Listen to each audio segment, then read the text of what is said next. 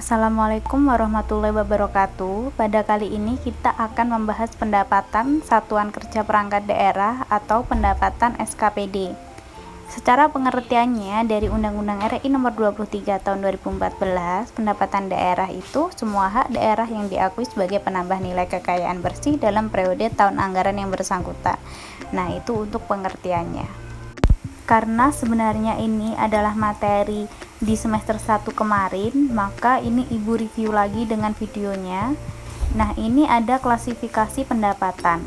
Yang pertama ada pendapatan asli daerah, ada pajak daerah, retribusi daerah, hasil pengelolaan kekayaan daerah yang dipisahkan, dan lain-lain PAD yang sah. Nah, ini sudah kita bahas secara detail pendapatan asli daerah ada apa aja di semester 1.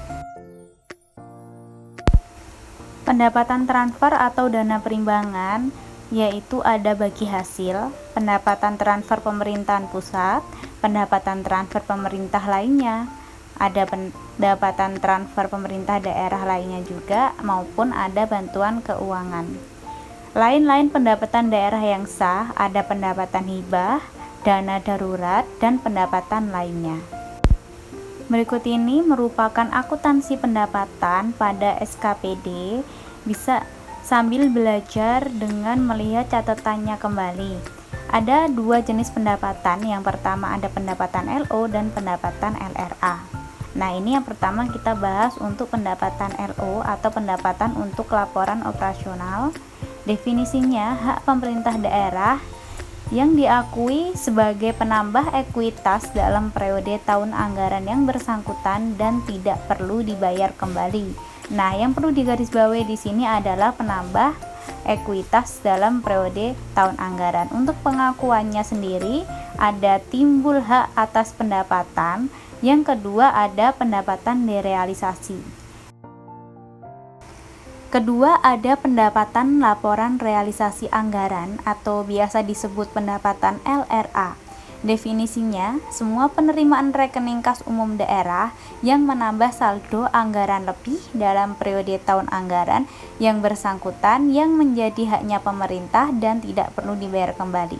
Nah, di sini bedanya dengan pendapatan LO, bahwasanya pada pendapatan LRA ini ada menambah saldo anggaran lebih. Kalau dalam pendapatan LO tadi dia perubahan ekuitas. Ini ada pengakuannya. Yang pertama diterima di rekening kas umum daerah, kemudian diterima oleh SKPD, dan yang ketiga ada diterima entitas lain di luar pemerintah daerah atas nama BUD. Perlu diketahui bahwasanya pendapatan LRA ini merupakan pendapatan yang diterima pemerintahan daerah dari pihak eksternal, misalnya ketika pemerintah mendapatkan pendapatan atas pembayaran pajak hotel misalkan, atau menerima retribusi. Maka ketika terjadinya penerimaan tersebut perlu dicatat secara LRA, namun secara LO juga harus dicatat, yang mana menandakan pencatatan LO untuk menandakan pendapatannya dan pencatatan LRA untuk menandakan adanya pendapatan dan penerimaan uang. Seperti itu. Terdapat pihak-pihak yang terkait dalam akuntansi pendapatan dalam SKPD, yaitu yang pertama ada pejabat penatausahaan keuangan atau disebut dengan PPK SKPD, kedua ada bendahara penerimaan SKPD, dan ketiga ada pengguna anggaran PA atau kuasa pengguna anggaran yang dinamakan dengan KPA. Tugasnya dari PPK SKPD yang pertama, 1. Mencatat transaksi kejadian pendapatan LO dan LRA ke buku jurnal. Yang kedua, PPK SKPD memposting jurnal-jurnal transaksi ke dalam buku besar. Yang ketiga, menyusun laporan keuangan LRA, LO, neraca, dan CALK. Tugas dari bendahara penerimaan SKPD, 1. Membukukan penerimaan ke buku kas penerimaan, yang kedua membuat rekap penerimaan harian, dan yang ketiga menyetorkan pendapatan ke BUD. Selanjutnya, tugas dari pengguna anggaran PA atau kuasa pengguna anggaran KPA, 1. Menandatangani surat ketetapan pajak atau retribusi, yang kedua menandatangani laporan keuangan yang sudah disusun oleh PPK SKPD. Terdapat standar jurnal untuk akuntansi pendapatan di SKPD. Yang pertama, ketika adanya penerbitan SK, di mana untuk jurnalnya piutang pada pendapatan. Nah, di sini kenapa menjadi piutang? Karena di sini belum adanya penerimaan uang, jadi hanya menerbitkan SK saja, maka transaksinya diakui secara LO, begitu. Kemudian penerimaan pembayaran, maka jurnalnya kas di bendahara penerimaan pada piutang. Nah, jurnal ini merupakan jurnal LO, yang mana piutangnya ini merupakan piutang yang di nomor 1 ketika tadi baru diterbitkan SK, kemudian dilakukan pembayaran, maka utangnya berkurang di sisi kredit. Maka untuk jurnalnya kas di bendahara penerimaan pada piutang, kemudian jurnal LRA yaitu estimasi perubahan sal pada pendapatan LRA. Yang ketiga, ada penyetoran pendapatan oleh SKPD ke kas daerah, yaitu ketika SKPD sudah menerima uang, kemudian uangnya disetorkan ke Kasda, jurnalnya RKPPKD pada kas di bendahara penerimaan. Tidak ada jurnal LRA karena ini merupakan transaksi internal antara SKPD dan PPKD, maka untuk sisi debitnya yaitu RKPPKD merupakan akun penghubung. Kemudian yang keempat, ada pendapatan langsung disetor ke kas umum daerah yaitu RKPPKD pada piutang. Kemudian jurnal LRA-nya ada estimasi perubahan sal pada pendapatan LRA.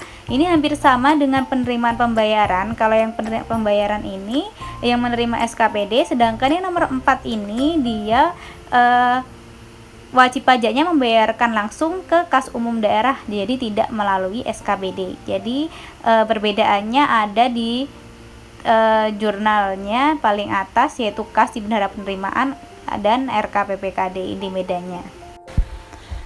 Masuk ke dalam pencatatan pada akuntansi pendapatan di SKPD, yang pertama ada prosedur pencatatan pajak. Ketika pendapatan pajak didahului dengan adanya penetapan terlebih dahulu atau disebut dengan office assessment. Untuk ilustrasinya, di sini tanggal 13 Februari 2020 Dinas Pendapatan mengeluarkan SPPT sebagai ketetapan atas PBB tahun 2020 sebesar 3 juta. Nah, di sini baru penerbitan SK, jadi jurnalnya yaitu piutang PBB pada pendapatan PBBLO. Tidak ada jurnal LRA karena di sini belum adanya penerimaan uang, jadi hanya dicatat secara LO saja.